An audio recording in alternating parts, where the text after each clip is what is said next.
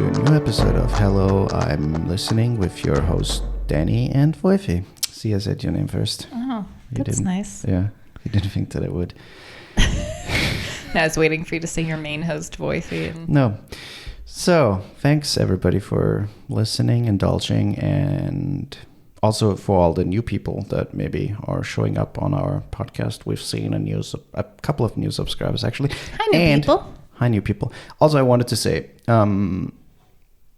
sometimes we make jokes. Sometimes I make jokes that are pretty stupid. And if you know me, if you know some or us a little bit already through our journey, then you also know that most of the things I say I don't mean seriously. But if I have offended anybody by saying things that might seem offending or off-putting, which I don't think I do often, but sometimes I do, then I wanted to say I'm sorry. Did somebody say something? No. What made you think of that? Because I listened back to the last episode with Kerstin, and in the beginning of the episode I called you a subhuman, like a submarine. So, and I thought maybe I'm, putting it out there. There have been other times where we've had to cut things out of the podcast. Right. You say something and then we both look at each other and we're like, whoa. Right. So we don't do that often. We don't cut out things a lot. But I just wanted to make sure that... If we do, it's because of Woifi's jokes. Right. So sometimes I say things that are coming straight out of my mouth without thinking about it first. And we almost never really cut anything. No. But if we leave something in there that offends anybody or someone feels like hurt by it, I'm sorry. That's nice. Yeah. So, okay, let's get into that episode. First of all, I want to say I have been doing this Oscars thing for a couple of years now where I try to watch all the best movies, like all the best picture nominations, right? And since we're here in the Central European time zone, we only can watch it from 2 a.m. until 6 a.m, which is so much fun. From Sunday to Monday, so it's Right. like early Monday morning, which is great. But I've been doing that for a while now, and... But we didn't watch last year. Right. I just wanted to say that last year we didn't watch it because I think it was pretty late because of COVID. They delayed it pretty back, and I don't know if we were already downstairs in the basement. I don't think so. But it was short before that, but we didn't watch it. So we found out about the slap in the morning. Yeah, we didn't see the slap. And that was slap. the moment where I was like, God damn it, I wanted to witness that on live TV. Yeah. So, yeah. This year we're going to do it, or I'm going to do it at Me least. too. Oh, okay. Okay, so, and we watched all the movies, all the best nomination movies, and I thought we'd talk about it and maybe give our predictions or our hopes and dreams. I'm not going to predict anything, but I'm going to at least critique them a little bit, or at least critique. Tell my own opinion about those nominations. That would be the definition of critique. Let's start. Okay, so we are starting with Top Gun Maverick. Mm-hmm. Should I just read the short little? Yeah, sure. I mean, everybody has seen it, but sure. 30 years of service leads Maverick to train a group of elite Top Gun graduates to prepare for a high-profile mission while Maverick battles his past demons. Yeah. Has a 96% on Rotten Tomatoes. And it was directed by Joseph Kosinski, and as a lot of people know, the first one was 19. One was the first one. I don't even know. 80-something, wasn't 1986. it? Yeah. And it was directed by the great late Tony Scott. And a lot of people consider it a classic, even though, interestingly, because you mentioned the Rotten score, the first one has a Rotten score of 58. That's interesting. And a lot of people call Maverick the better of those two, and I would even say that. So I won't give my score. I wrote a score for each one for like my personal opinion, but only out of 5 and only in relation to should it be like Wait, what do you mean score? Like a rating. Like a rating out of 5. But it's my personal rating out of 5. One being best or No, one being worst? No, 5 being Okay. When is a 1 out of 5 the best? In the school system here. Yeah, but in a rating system Yeah, for movies. But my score is not, it's how I enjoyed it and how I think if it's worthy of But compared being to the worth. other ones. Compared to the other ones. Okay, got it. Yes. So not just overall, but compared to the other movies. Very confusing, but yeah. Yeah. What is the score? My score for Top Gun Maverick was 3.5 out of 5. I can see that. The thing is, I would say 4 for me. I wouldn't compared to the other Simply movies because that it are was up for so it. fucking entertaining. It was very entertaining. I That was movie thoroughly entertained. It's completely stupid. It's a propaganda movie about joining the force. And yeah, that's it. But it's so Tom well Cruise done. is just so cool. And all the shots are amazing Yeah. with the planes flying. And it's nostalgic. And it's very nostalgic. They have a few very cool scenes in it with Val Kilmer. Yeah, I would give it a 4. Okay. I enjoyed it. I didn't think it was bad. I would probably watch it again. I don't think it's one of those movies that it's like a one and done. I would watch it again. I want to buy it on liked it. 4K Blu-ray. But do I think it's worthy of Best Picture? No. No, it's not. Do I think it has a chance of winning No. Best Picture? Yes, No. because Hollywood. Nah. I think it has less of a chance, but I think it still has a chance. They gave it the nomination because what it means to people. Yeah. But it has no chance. Women talking. Women talking. Like from war movie to the complete opposite, drama about literally women talking in a fucking stable for 1.5 hours. It's based off of a book. Yes. Has a 91% on Rotten Tomatoes. The book is also based on a real life event in South America somewhere. Southern America, not South No, America. South America. The continent, South America. Yes, it was inspired by events in. I read you the whole thing. And now I'm looking stupid because I can't think of it anymore. It says it's not directly based on a true story. It's adapted from a novel of the same name that Manitoba was inspired colony by on a real remote events. and isolated Mennonite community in Bolivia. On Bolivia. Yeah. Okay. The women of an isolated religious colony reveal a shocking secret about the colony's men. For years, the men have occasionally drugged the women and then raped them. Right. The truth comes out and the women talk about their new situation. So essentially, it is about women of this community, this colony, trying to decide whether they should stay and do nothing, whether they should fight, or whether they should just leave. Mm-hmm.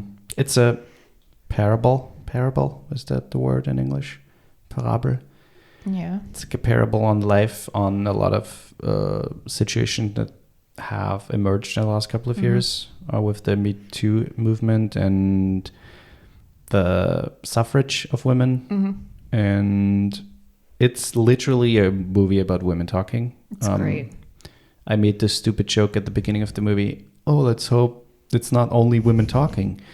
But it was. And it was a very, very intense, great movie. And it's not too long. I think it's a perfect length with 1.5 hours. Realistic. Like the way that they were talking with each other, I thought was very well written. Like it wasn't so in your face and so like constantly political, constantly, it was very much, they tried to find humor in some situations. They tried to also throw in things from just their daily life into it, where it wasn't just talking serious the whole time. I very, very much enjoyed that movie. Very, very play-like. It could be a play. Yeah, absolutely. It's technically set all in like the stable on their farm. And also I really liked the role of, what's his name? I'm forgetting the guy right who now. plays Arthur. Ben Wishaw. August. His name is. August. Yeah. He's like the teacher. Sure, you like the only male role in the movie. No. That's what I just wanted to say. The movie is it's only women, basically. Yeah. I think there's only one man. There's a few short or scenes short with, little clips. but it's only women and it's only women talking, which is very refreshing. You don't see that very often. And Ben Visho's character is like this. The thing is, I know why they put him in there, and it makes sense especially for male audiences. For me, it makes sense because I feel represented. I feel like because if I would watch it without him, I would feel like, okay, I want to say something to that. I want to contribute something. I want to tell them, hey, not all of us are like that.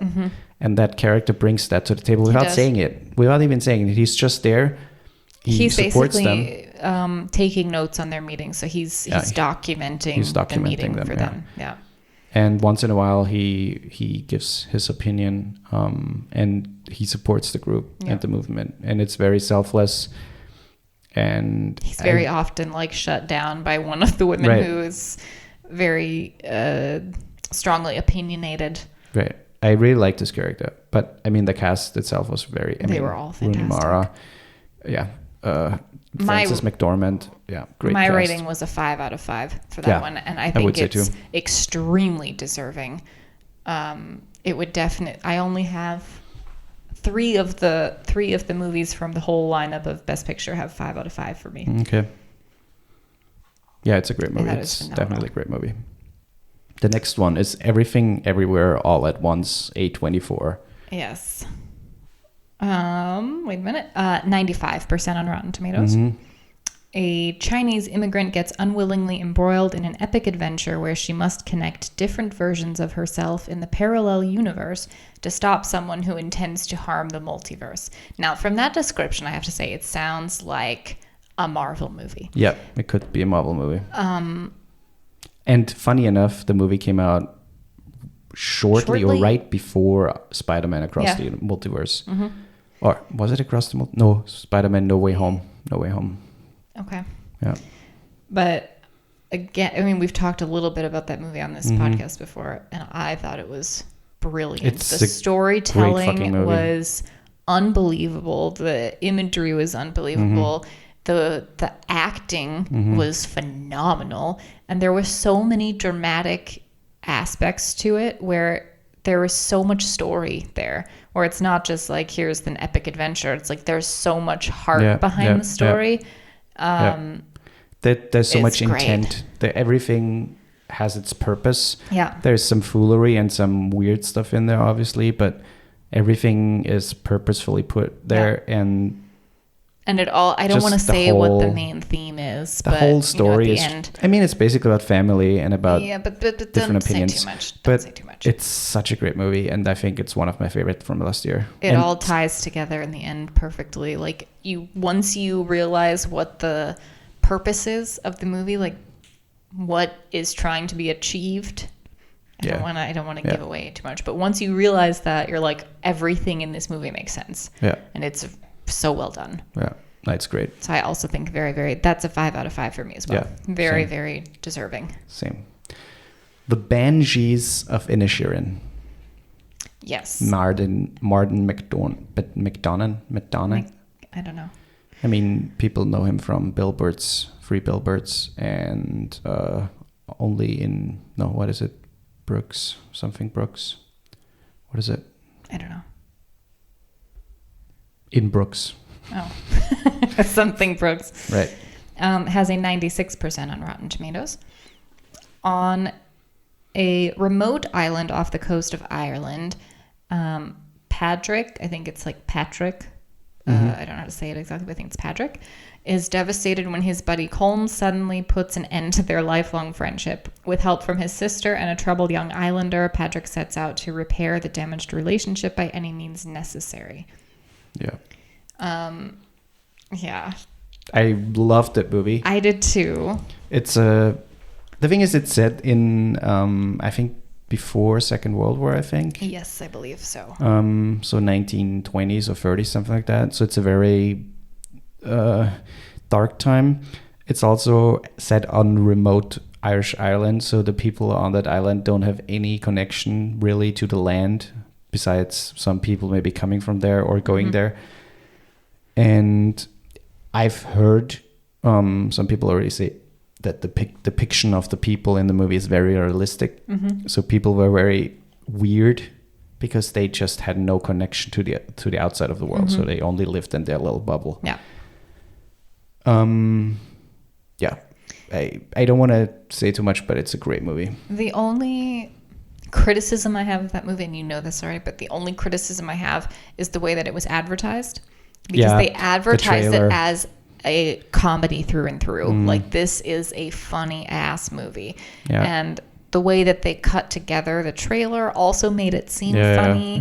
And when you watch it, it is tragic. It is tragic. It has comedic elements to it. It's a dark comedy. Even that I feel is a stretch, though. It's a drama.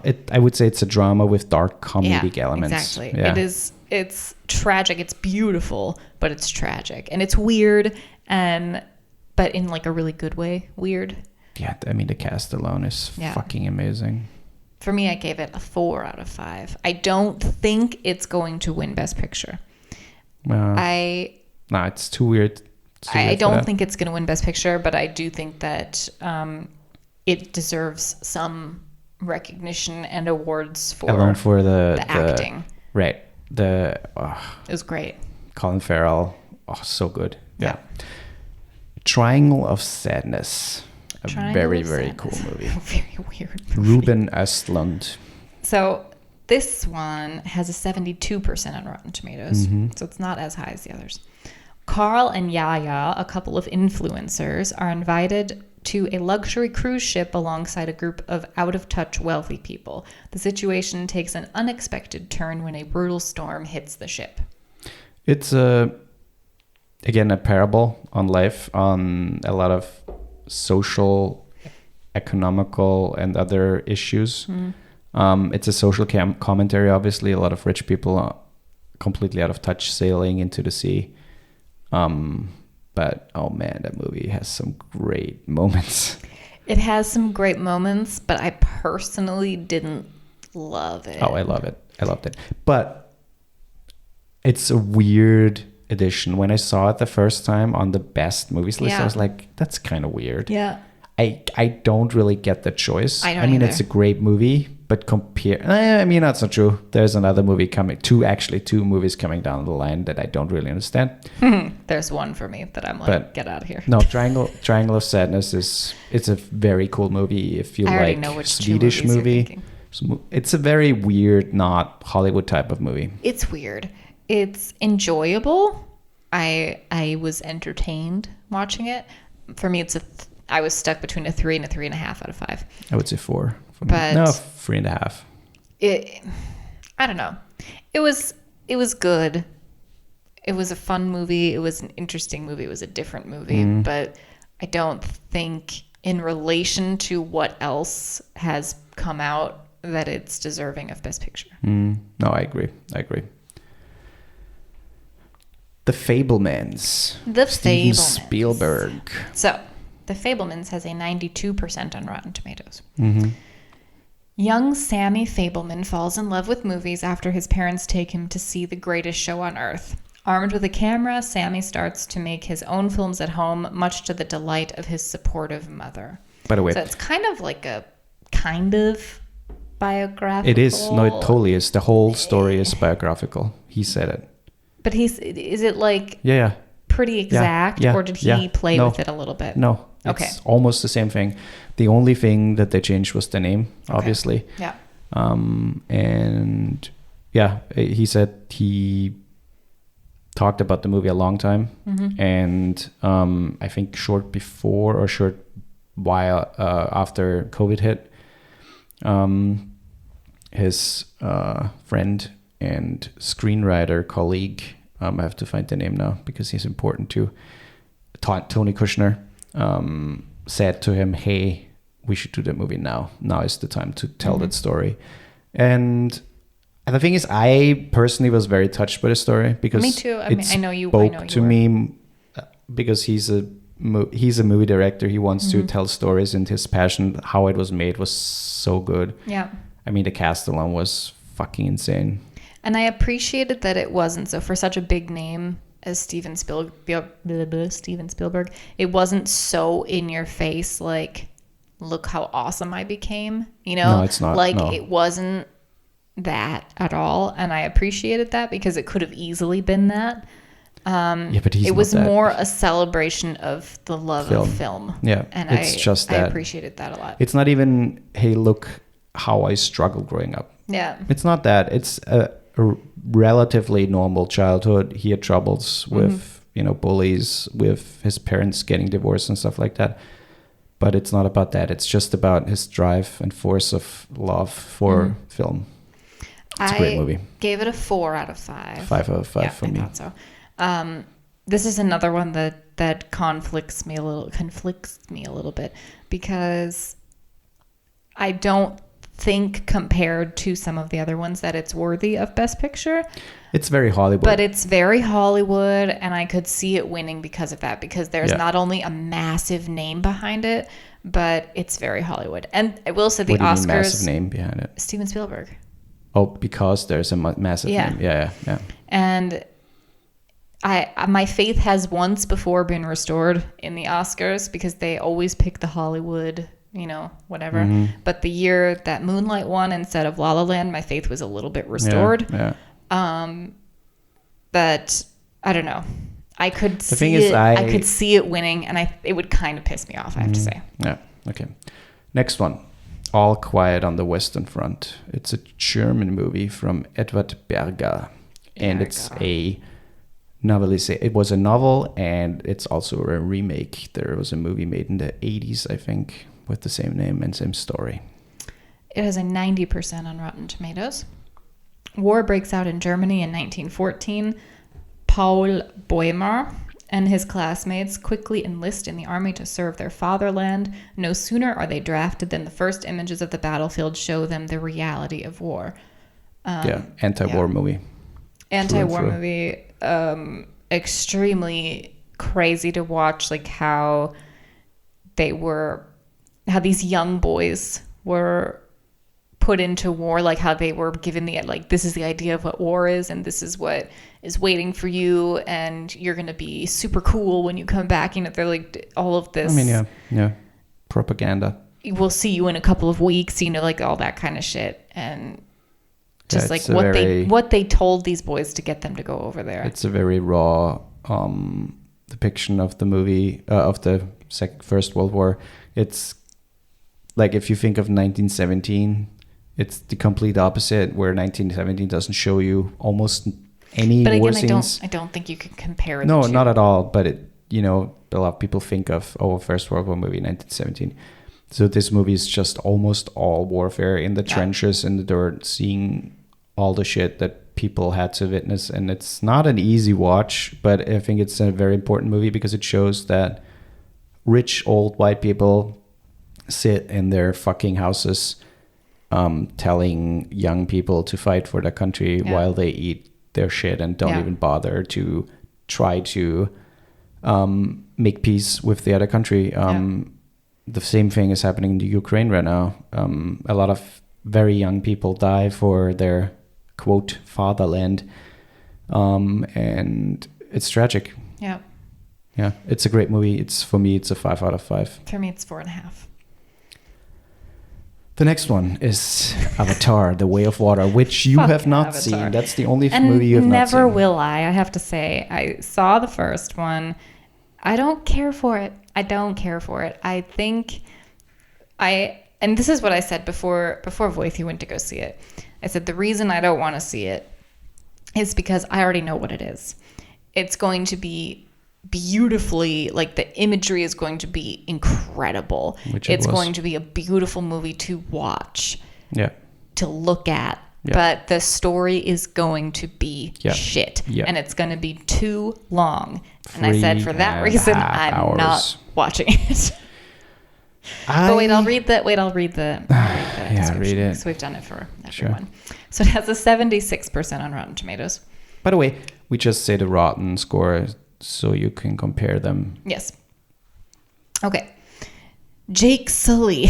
I can't even do it. Jake Sully and Neytiri have formed a family and are doing everything to stay together. However, they must leave their home and explore the regions of Pandora. When an ancient threat resurfaces, Jake must fight a difficult war against the humans. So, That's I so mean, stupid. Pocahontas too. That's not even the thing is that plot doesn't even apply because there is no Because there's no ancient plot. threat surfacing. That's not true. It's just the humans again, and they don't explore the regions of the Pandora. They hide in a different region. I've heard so many things, like people's complaints about that movie, and people like saying there are so many things that make no sense to the plot, or there is no plot, or there's things that happen in the story that I think I are talked about illogical. Well, Martin was talking about it, and he said there's a scene where there's like fire on the water, and they have to somehow get around it, and he's like, they're struggling to come with an idea, and they just go through it when they could have just gone under. And I'm thinking, who writes this shit? I think six people wrote that movie. Yeah. Stupid. That movie is, the thing is, I get the opinions from people. Oh, it's such a cool movie. I love the movie, blah, blah. I totally understand that. I don't. If you don't want to see something where you have to think, If you don't if you watch care movies. about beautiful imagery, and if you like just simple stories, then that's the movie for you. If your favorite movie is Transformers, then you'll probably Yeah, sure. The thing is, there is a platform, a market for those movies, and Sure. again, the imagery alone, I call it tech demo because that's what it is to me, is amazing. But I could have watched 10 minutes of it and I would have been done. I didn't need blue avatar puberty boys calling each other bro in the future somewhere on this different planet. I mean, that's so bullshit. That's It's pretty so bullshit. And that's just the surface of it. So I hate that the fucking Academy put that movie on the list. Me too. I Makes no sense feel to me. like, it could have easily, sure, it's definitely going to win awards for like, Obviously, what let it are- win what are best, the- best VFX. Yeah. Let it win best sound or something like sure, that. Sure, great. But Best Picture, Nah. when you've got shit like Women Talking up there, No. and Tar, which we'll talk about soon, when you've got shit like that up there, and then you put an Avatar, It's a fucking. It's you compare it to you go to McDonald's, but instead of ordering, you go straight to the toilet, grab a piece of shit that's floating in there, and saying, "Look, I went to McDonald's. This is food as well." That's what Avatar is on that list, and Yeah. it's a fucking disgrace. I didn't in my even see opinion. it, but 0 out of 5. Elvis. Okay, Elvis Oh boy, has a 77% on Rotten Tomatoes. Baz Luhrmann. I love that word. Whilst on a mission to transform the mainstream rock and roll culture of the USA, singer Elvis Presley uses his fame to highlight racism within the country. Bullshit. Complete bullshit. It is, So that movie is, because he doesn't. just in short, only about the colonel, and that's it. Yeah, it's about the bad guy. And it's also the bad guy's like narrating. Yeah. Which you're like, why? It's all- What is that choice? It's the whole fucking movie is centered His around manager. the manager and Elvis relationship. That's Yeah. it. And There's also, no. I don't agree with that description. No. He doesn't highlight No. the problems It's of so racism. bullshitty. But I think the problem is that Elvis Baz Luhrmann. stole gospel music. Yeah. I love Elvis. Don't get me wrong. He's the king. But he stole gospel music and made it like his own. Whether it was intentional or not, that's what happened. The problem is that Baz Luhrmann. The thing is, you have to like him to appreciate his movies. It's very all over the place, very fast paced, weirdly cut, a lot of jump cuts, moves, a lot of weird music choices, and Did he do Moulin Rouge? yeah, he does a lot of great set pieces. He knows how to put people in those set pieces Yeah. and make them shine. Yeah. I think of The Great Gatsby from 2013, but it's all over the place. And the Yeah. problem is that Elvis is the worst example for his movies because he puts all his in it. And the thing is, it could be such a cool story, but he chose to focus it on just the relationship between him and the fucking what's his name? Austin Butler was phenomenal. I will say that. Sure. He was great. The cast was but- great. I have really high expectations for biopics that are like about musicians, especially ever since Bohemian Rhapsody. I mean, because that movie one was not that great. But what movie? Bohemian Rhapsody. Yes, it was. Hey, the thing is, I have problems with that movie. It could have been way better. But, I thought it was But great. there was just so much bullshit in the production going on. But nevertheless, it's a great example for a good biopic. It is. It's a really good example. But Elvis and it stays is not. true to a story. And Right. it's about Right. Freddie. That's Right. the whole point. It was about Freddie. Right. And it's stuck to being about Freddie. Yeah. This movie should have not been called Elvis. No. This movie should have been called The Colonel and Elvis or something like that. You know? Yeah, I would give it like a 2.5. No, see, I would give it a 3 because it was, for me, still entertaining. As I like biopics, I like movies about musicians, especially musicians that I love. But yeah, it was very poorly executed. The best I was scenes, not a and fan. Baz Luhrmann is already thinking about it, are the scenes where they basically reshot most of his iconic concerts, like really scene by scene. And he's already thinking about releasing like a director's cut or like just a cut of just those things. Okay. And that alone sounds more appealing to me than just the garbage that he pulled up, to be honest. Because that movie is not great. It's not a great movie. It could have been. And in some scenes, you see it shine through. But overall... They didn't... If you're making a movie about Elvis, then make a movie about Elvis. Yeah. And highlight Elvis and also show, the shit side. Show it all. But then make it about Elvis. Yeah, not and about the do fucking Elvis Connell. some justice with it, but not, Weird choice. Weird choice. Last one on the list, Tar. Not Avatar, but Tar. I loved this movie. Todd Field. 91% on Rotten Tomatoes. Renowned musician Lydia Tarr is days away from recording the symphony that will elevate her career. When all elements seem to conspire against her, Lydia's adopted daughter Petra becomes an integral emotional support for her struggling mother. Who writes those That's a things? weird description. I'm just reading the Google descriptions. She gets tangled into sexual abuse. I mean, it is kind of true, but there's more to it. Into a sexual abuse conspiracy or scandal, and she basically loses everything. Well, we don't need to give everything away. I mean, the thing is, if you read the description on IMDb or somewhere, that's what it says. Okay.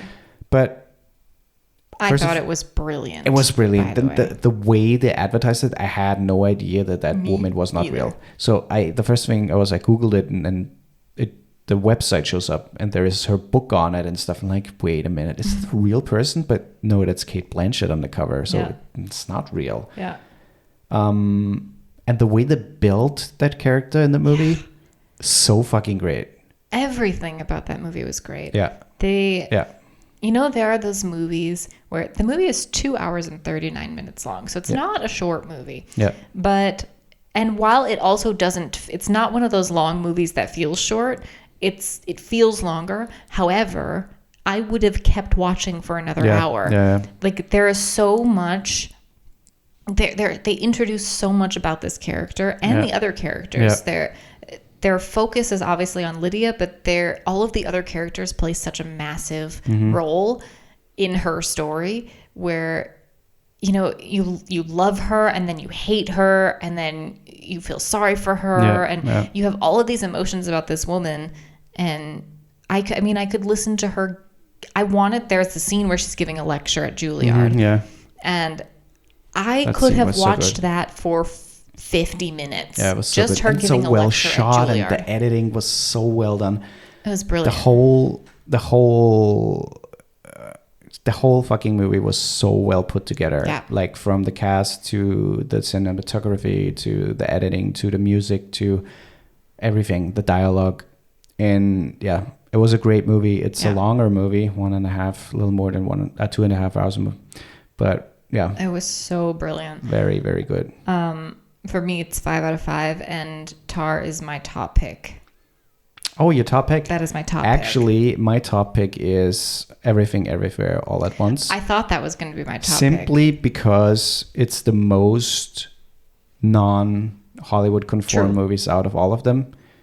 besides Triangle of Sadness, but Triangle of Sadness is just not that elevated enough to be up there. But I don't think Tar is super Hollywood either. It hits on some important things that happen in Hollywood, like in terms of like when you have some sort of power. Sure, it's not or a name. There's a lot of things that come with that, and a lot of times sexual assault. It doesn't feel very Hollywood. Not That's at all. true. No, that's true. But everything, everywhere, all at once. It's just so different, and would be such a nice thing. I mean, they're winning everything right now, so I really hope that they're winning it. Of all of my 3 Tar Women Talking and Everything Everywhere All at Once that have 5 out of 5, I would be thrilled if any of them won, and I hope that one of them wins. Yep. I am nervous that won't be the case. I actually predict that Everything Everywhere All at Once will win.